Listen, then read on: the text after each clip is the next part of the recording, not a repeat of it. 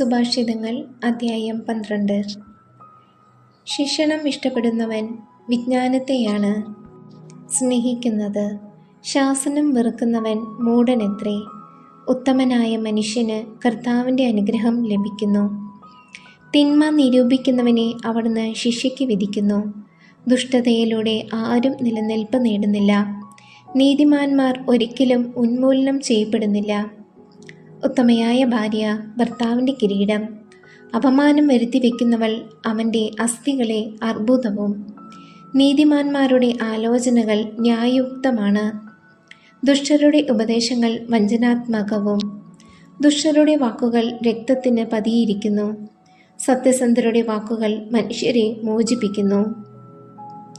ദുഷ്ടർ നിബന്ധിക്കുമ്പോൾ നിശേഷം നശിക്കും. നീതിമാന്മാരുടെ പരമ്പര നിലനിൽക്കും. സദ്ബുദ്ധിയുള്ളവൻ അതിൻ്റെ പേരിൽ പ്രശംസിക്കപ്പെടുന്നു. വികടബുദ്ധി നിന്ദിക്കപ്പെടുന്നു. ആഹാരത്തിന് വകയില്ലാതിരിക്കെ വൻപ് നടിക്കുന്നവനേക്കാൾ ശ്രേഷ്ഠൻ അധ്വാനിച്ച് എളിയ നിലയിൽ കഴിയുന്നവനാണ്. നീതിമാൻ വളർത്തുമൃഗങ്ങളോട് ദയ കാട്ടുന്നു. ദുഷ്ടന്മാരുടെ ഹൃദയം ക്രൂരത നിറഞ്ഞതാണ്. മണ്ണിൽ അധ്വാനിക്കുന്നവന് യഥേഷ്ടം ആഹാരം കിട്ടും. പാഴ്വേല ചെയ്യുന്നവൻ ബുദ്ധിശൂന്യനാണ്. ദുഷ്ടരുടെ ബലിഷ്ഠമായ ഗോപുരം തകർന്നടിയുന്നു. നീതിമാന്മാരാകട്ടെ വേറുറച്ച് നിൽക്കുന്നു. ദുഷ്ടൻ തൻ്റെ ദുഷിച്ച വാക്കുകളിൽ തന്നെ കുടുങ്ങിപ്പോകുന്നു. നീതിമാൻ കുഴപ്പത്തിൽ നിന്ന് രക്ഷപ്പെടുന്നു. ഒരുവന് തൻ്റെ വാക്കുകൾക്ക് നന്മ പ്രതിഫലമായി ലഭിക്കുന്നു. വേറൊരുവന് തൻ്റെ കരവേലയ്ക്ക് തക്ക പ്രതിഫലം കിട്ടുന്നു. ഭോഷൻ്റെ ദൃഷ്ടിയിൽ തൻ്റെ പ്രവൃത്തി ഉത്തമമാണ്. വിവേകി ഉപദേശം തേടുന്നു. ഭോഷൻ നീരസം പെട്ടെന്ന് പ്രകടിപ്പിക്കുന്നു. വേചനാശീലമുള്ളവൻ നിന്ദനം വകവയ്ക്കുന്നില്ല. സത്യം പറയുന്നവൻ വ്യാജം കൂടാതെ തെളിവ് നൽകുന്നു. കള്ളസാക്ഷി വ്യാജം പറയുന്നു. തുളച്ചു കയറുന്ന വാളുപോലെ വീണ്ടുവിചാരമില്ലാതെ വാക്കുകൾ പ്രയോഗിക്കുന്നവരുണ്ട്. വിവേകിയുടെ വാക്കുകൾ മുറിവുണക്കുന്നു.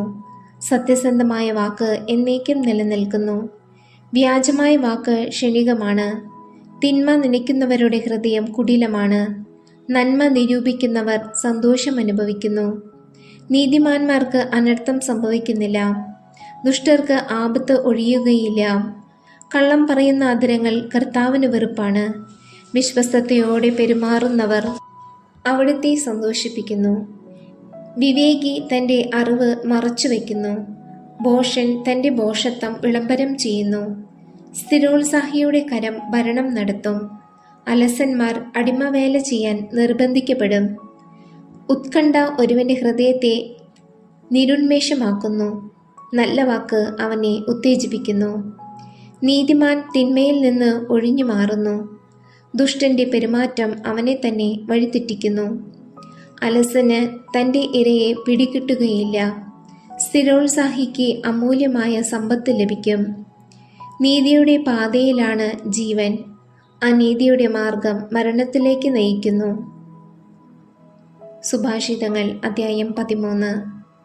വിവേകമുള്ള മകൻ പിതാവിൻ്റെ ഉപദേശം കേൾക്കുന്നു. പരിഹാസകൻ ശാസനം അവഗണിക്കുന്നു.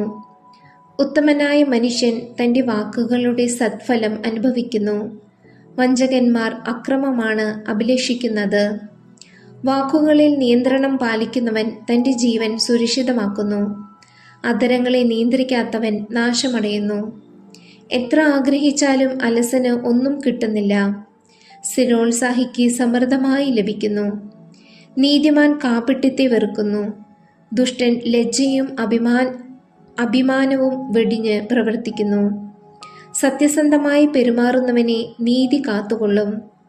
ദുഷ്ടനെ പാപം നിലംപതിപ്പിക്കുന്നു. ഒരുവൻ ധനികനെന്ന് നടിക്കുന്നു, എങ്കിലും അവന് യാതൊന്നുമില്ല.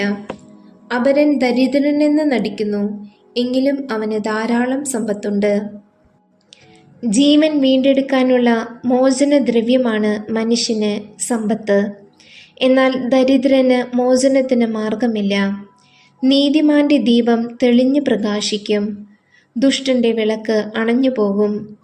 താന്തോന്നികൾ ഔദിത്യം നിമിത്തം കലഹമുണ്ടാക്കുന്നു. ഉപദേശം സ്വീകരിക്കുന്നവരോട് കൂടെയാണ് വിവേകം. അനായാസമായി നേടിയ സമ്പത്ത് ക്ഷയിച്ചു പോകും. അല്പാൽപമായി കരുതി വയ്ക്കുന്നവൻ അത് വർദ്ധിപ്പിച്ച് കൊണ്ടിരിക്കും. സഫലമാകാൻ വൈകുന്ന പ്രതീക്ഷ ഹൃദയത്തെ വേദനിപ്പിക്കുന്നു. സഫലമായി കഴിഞ്ഞ ആഗ്രഹം ജീവന്റെ വൃക്ഷമാണ്. ഉപദേശം നിന്ദിക്കുന്നവൻ തനിക്ക് തന്നെ നാശം വരുത്തി വയ്ക്കുന്നു. കൽപ്പന ആദരിക്കുന്നവന് പ്രതിഫലം ലഭിക്കും. ജ്ഞാനിയുടെ ഉപദേശം ജീവന്റെ ഉറവയാണ്. മരണത്തിന്റെ കെണികളിൽ നിന്ന് ഒഴിഞ്ഞു മാറാൻ അത് സഹായിക്കുന്നു. സദ്ബുദ്ധി പ്രീതി ജനിപ്പിക്കുന്നു. അവിശ്വസ്തരുടെ മാർഗം അവർക്ക് നാശം വരുത്തുന്നു. വിവേകി എന്തും ആലോചനയോടെ ചെയ്യുന്നു. ഭോഷനാകട്ടെ തൻ്റെ ഭോഷത്വം തുറന്നു കാട്ടുന്നു. ഔചിത്യമില്ലാത്ത ദൂതൻ ആളുകളെ കുഴപ്പത്തിലാഴ്ത്തുന്നു. വിശ്വസ്തനായ സന്ദേശവാഹകൻ രജ്ഞനം കൈവരുത്തുന്നു. ഉപദേശം അവഗണിക്കുന്നവന് ദാരിദ്ര്യവും അപമാനവും നേരിടുന്നു. ശാസനം ആദരിക്കുന്നവൻ ബഹുമാനിക്കപ്പെടുന്നു. നിറവേറിയ അഭിലാഷം ആത്മാവിന് മാധുര്യമേറ്റുന്നു. തിന്മ വിട്ടൊഴിയുന്നത് ഭോഷർക്ക് അഹിതമാണ്. വിവേകികളോട് സംസർഗം ചെയ്യുന്നവൻ വിവേകിയായി തീരുന്നു. ഭോഷരുമായി കൂട്ടുകൂടുന്നവന് ഉപദ്രവം നേരിടും. പാപികളെ ദൗർഭാഗ്യം പിന്തുടരുന്നു. നീതിമാന്മാർക്ക് ഐശ്വര്യം പ്രതിഫലമായി ലഭിക്കുന്നു. ഉത്തമനായ മനുഷ്യൻ തൻ്റെ അവകാശം തലമുറകളിലേക്ക് കൈമാറുന്നു. പാപിയുടെ സമ്പത്ത് നീതിമാന്മാർക്കായി സംഭരിപ്പിക്കപ്പെട്ടതാണ്.